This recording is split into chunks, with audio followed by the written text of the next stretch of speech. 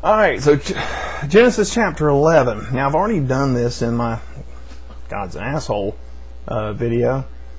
But let's just recover it again. We'll kind of go quickly through this one. I'm not going to read the whole thing.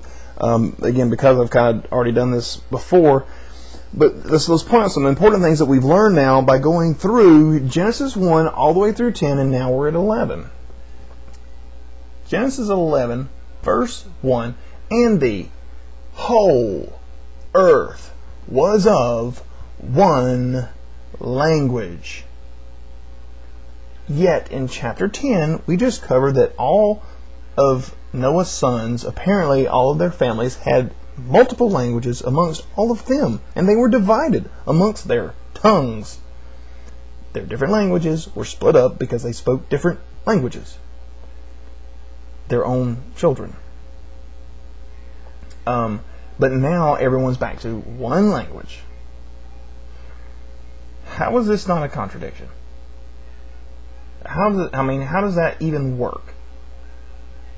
I mean, beyond the fact of how did these people who were all of the same grandfather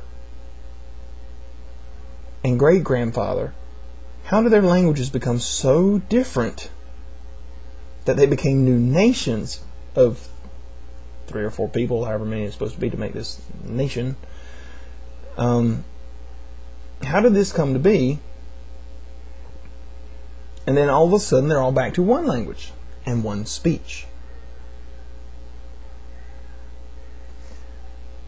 It comes to pass in the journey from the east, and alright, anyway, they go on and they find this place. We already knew that from Genesis 10. We've already covered that.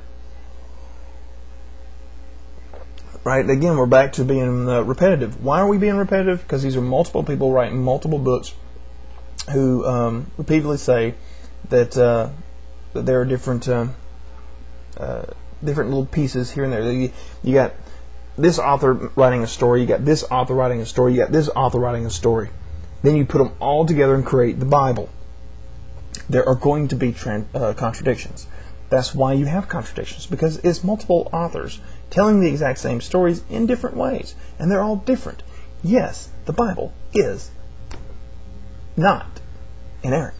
There are errors everywhere. There are contradictions everywhere, because that's what they did. They took multiple stories, they put them all together, and they don't all agree with each other.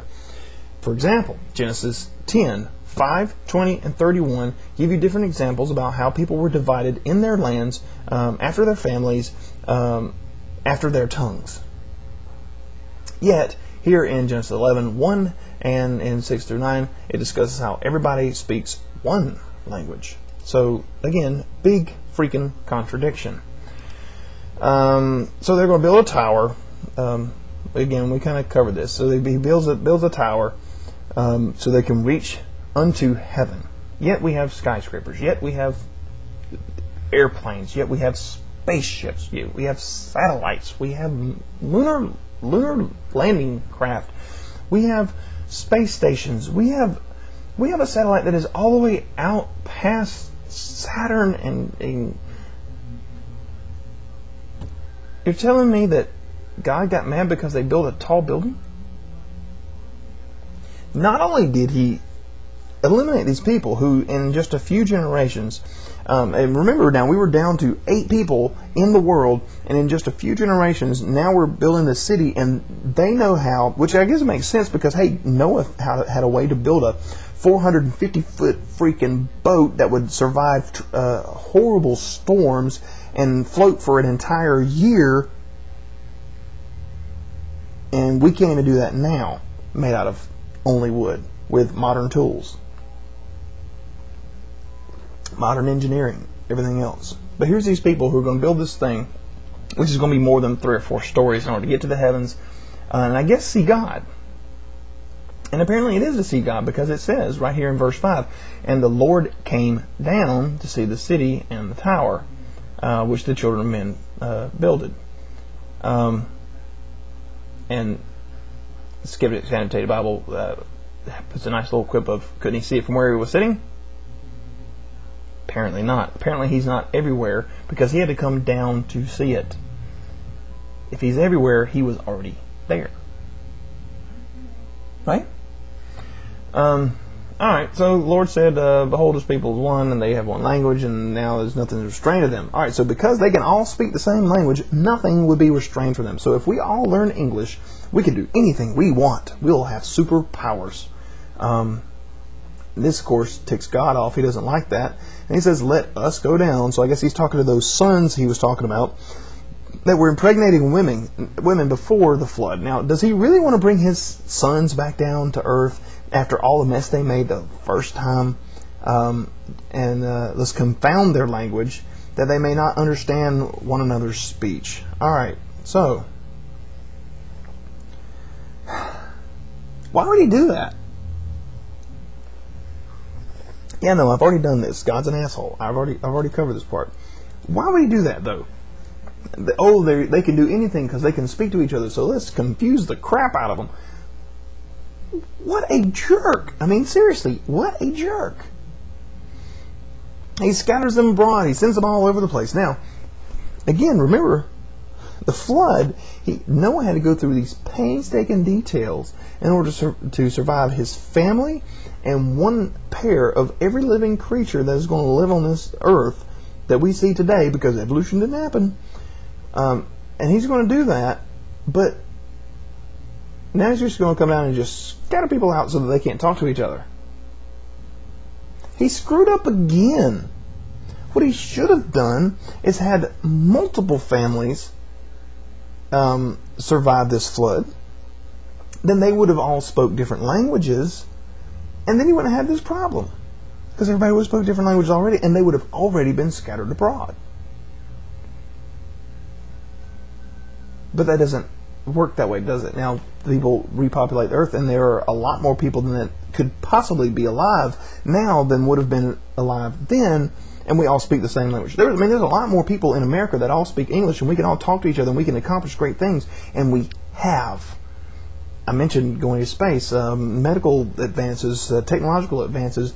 The fact that I'm talking to you now, I mean, how awesome is that when you just think about it?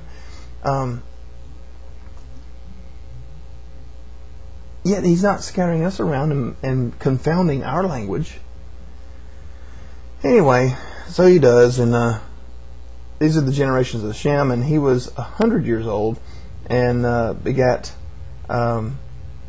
Arphaxad. And remember now, this is the person who's going to end up giving birth to, or creating the lineage for Mary or Joseph, whichever version of that you want to believe. But here's he did that 2 years after the flood. That's when he had this other child.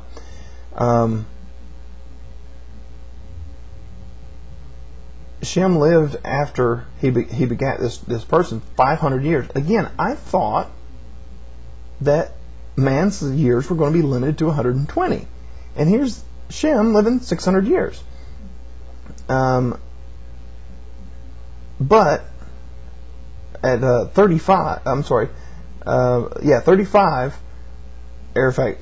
Arphaxad begots Salah, who again is supposed to be the son of Canaan.